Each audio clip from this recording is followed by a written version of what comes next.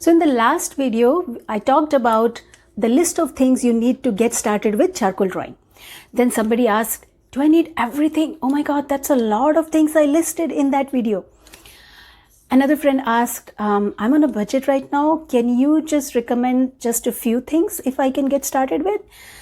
So in this video, I'm going to share 3 things that you should have if you're just getting started with charcoal drawing. The portrait you see here is something I made using exact same 3 things that I'm going to share in this video. So watch till the end so you don't miss out anything.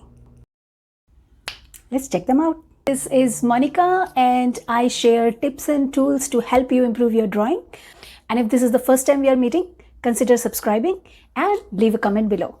So my first pick is a charcoal sticks, and I recommend using Vine because it's very soft and buttery, and I recommend using an assorted pack, which means that it includes sticks with these varied thicknesses, because you know these sticks last for a very long time, and I just like to have so much variety to play with.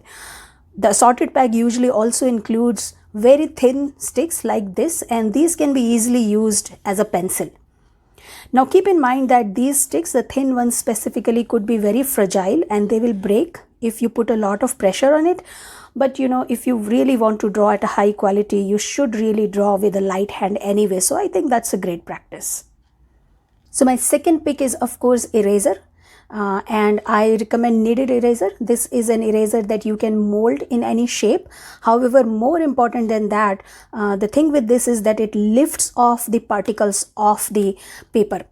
I strongly recommend not using the regular eraser because that, you know, you have to rub off against the paper, which destroys the grain of the paper, and once that happens you can't really get a good quality shading on it.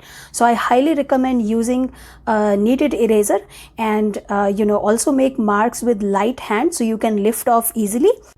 So my third pick is these paper stumps, and you know, this is again, you know, you can get a variety pack which includes stumps of various width. You can see here this one is the one that has been used, the other ones are brand new for me. I typically write a letter C or G for graphite, or C for charcoal on each end, so that I remember that, you know, which end I'm using for what kind of medium. So they are very versatile and they last for a very, very long time.